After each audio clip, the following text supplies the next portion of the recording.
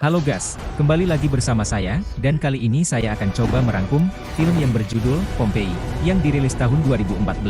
Tanpa banyak spoiler di awal, santuy dan nikmati sambil rebahan. Film dimulai dengan suku kecil di Roma yang terlibat dalam pekerjaan memelihara kuda. Milo, seorang anak laki-laki, terlihat terbangun karena suara keras di luar rumahnya. Ketika dia keluar, dia melihat tentara Romawi membantai orang-orang suku mereka. Salah satu tentara juga membunuh ayah Milo. Ibunya berlari, menjemputnya dan melarikan diri ke tempat yang aman, tetapi tentara Romawi menangkap dan membunuhnya. Milo berpura-pura mati untuk menyelamatkan diri. Corvus, komandan tentara Romawi, menyatakan bahwa gubernur menginginkan jalur perdagangan ini dibuka kembali, jadi mereka harus membersihkan suku ini. Milo membuka satu mata untuk melihat Corvus membunuh ibunya. Dia juga menyaksikan tentara membantai anggota sukunya. Orang-orang suku yang mati telah ditumpuk tinggi. Milo melarikan diri dari suku tersebut dan menemukan banyak anggota suku digantung terbalik di pohon, mati dengan senjata mereka. Malam hujan telah berlalu. Milo sedang beristirahat di bawah pohon ketika beberapa orang datang dan membawanya pergi. Film ini melompat ke depan 17 tahun, dan orang-orang diperlihatkan menikmati permainan di mana tentara bertempur sampai mati di Britania. Seorang pria bernama Anggun ditampilkan mengeluh bahwa semua prajuritnya lemah dan dia membutuhkan seseorang yang baru untuk dipersembahkan kepada raja. Milo muncul dari balik jeruji untuk diperkenalkan sebagai Tesel. Dia berkelahi dan membunuh setiap orang di lapangan. Orang-orang bertepuk tangan untuknya. Semua prajurit dibawa ke Pompeii dengan rantai karena dianggap budak.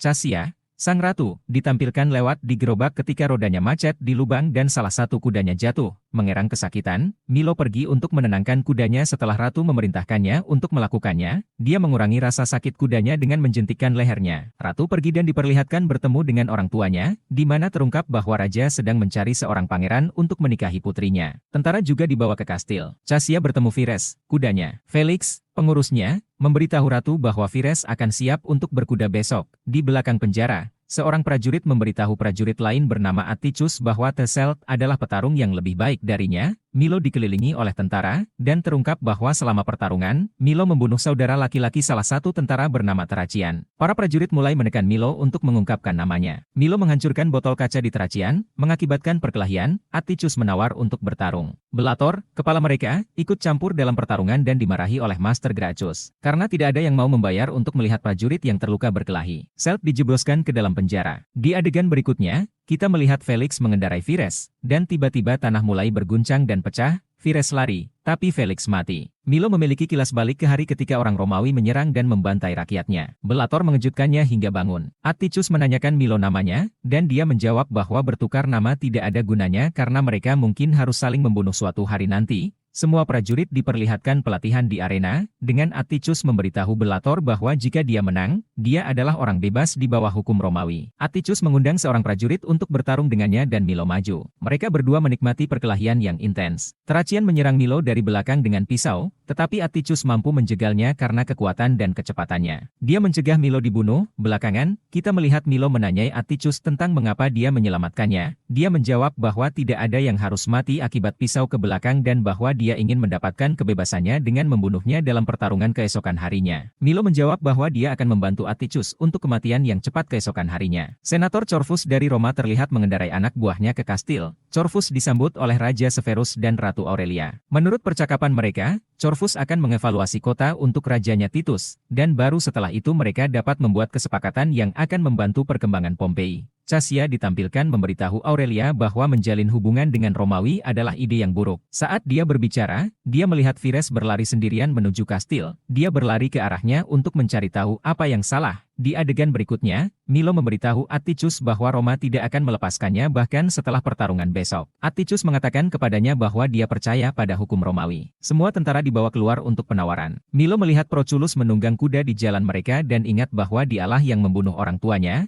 Setelah itu, beberapa wanita terlihat memeriksa para budak untuk ditawar. Di sisi lain, kita melihat Severus dan Corvus memperdebatkan proyek Pompeii. Corvus memberitahu Severus bahwa raja saat ini sedang sibuk mengembangkan Roma. tetapi dia bersedia berinvestasi, yang disetujui Severus. Corvus memberitahu mereka bahwa kesepakatan akan dibuat setelah pertandingan, tetapi dia ingin minum dari putrinya terlebih dahulu. Cassia mengenali Milo sebagai pria yang membantunya dengan kudanya. Tatapan Milo tertuju pada Cassia saat dia memandangnya, dari jarak beberapa meter. Aurelius menyadari hal ini. Severus meminta agar Cassia menyajikan minuman, yang dia setujui. Corvus meminta agar Severus meninggalkan mereka sendirian. Severus ragu-ragu tapi setuju demi kesepakatan mereka. Kami mengetahui dari percakapan mereka bahwa Cassia dan Corvus sebelumnya pernah bertemu di Roma. Corvus mengundang Cassia untuk kembali ke Roma sebagai istrinya, tetapi Cassia menolak dan pergi. Tanah mulai bergemuruh, dan Cassia meminta Bellator membawa Milo bersamanya. Dia berlari ke Vires dan memerintahkan Bellator untuk membiarkan Milo masuk ke kandang. Milo masuk sendirian dan menenangkan Vires. Cassia memasuki kandang dan melihat Milo mengendarai Vires dengan tenang. Mereka berbicara, dan Cassia mengetahui tentang bagaimana orang Romawi membantai keluarga Milo.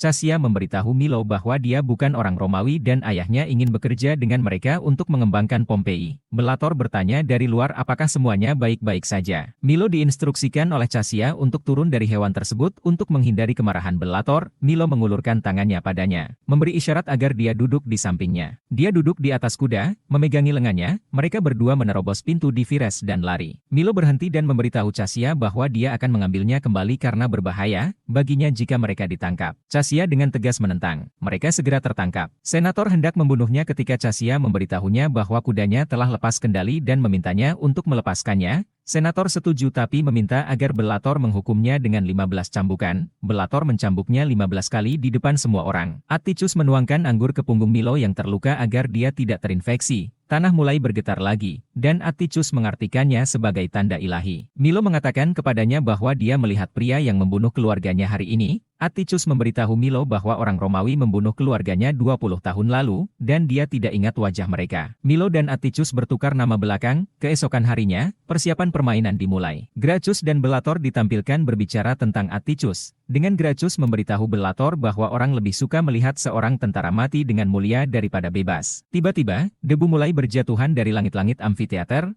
tetapi Severus menolak untuk menunda permainan tersebut, jadi Bellator meninggalkan kota. Semua prajurit dikurung di tiang dan diberi senjata. Atticus menyadari dia tidak akan dibebaskan. 30-40 tentara tiba untuk bertempur bersama mereka. Milo dan Atticus bertempur dengan gagah berani bersama mereka dan hanya 2 orang yang selamat. Milo menghancurkan tanda Romawi itu. Corvus memberi perintah, dan para pemanah mengepung Milo dan Atticus. Corvus hendak memberi perintah untuk menembak, ketika Cassia mengindikasikan bahwa permainan sudah berakhir. Dengan marah, Corvus memenjarakannya di sebuah villa. Tiba-tiba, tanah mulai bergemuruh. Corvus mengarahkan Proculus untuk melawan Milo. Mereka berdua mulai berkelahi. Tanah mulai bergemuruh, dan gunung berapi meletus, amfiteater mulai runtuh, dan tanah mulai tenggelam. Milo dan Proculus pingsan di dekat tempat tinggal budak dan melanjutkan pertarungan mereka. Dari balik jeruji besi, Atticus mengawasi dengan gugup. Milo melepaskan semua prajurit. Semua orang bergegas menyerang Proculus, tetapi dia menghentikan mereka. Aurelius kemudian meminta Severus yang terbaring di tanah untuk membunuh Corvus. Corvus menghentikannya saat dia akan membunuhnya dan malah membunuhnya. Dia kemudian berangkat dengan Proculus. Bellator ditampilkan dengan murah hati membayar untuk naik ke kapal. Milo dan Atticus keluar dari rumah. Milo memperhatikan Aurelia memohon bantuan. Aurelius meminta bantuan Milo untuk menyelamatkan Cassia yang terjebak di dalam villa. Gunung berapi mulai meletus dengan bongkahan api yang sangat besar. Milo dan Atticus setuju untuk bertemu di pelabuhan sementara Milo mencari Cassia. Milo menemukan Cassia di lantai tidak sadarkan diri dan menyelamatkannya. Mereka berdua lari ke pelabuhan. Saking padatnya, Corvus dan Proculus kesulitan untuk maju. Corvus memerintahkan mereka untuk membunuh siapa saja yang menghalangi jalan mereka. Bellator berada di kapal yang melarikan diri ketika sebongkah besar api dijatuhkan di atasnya,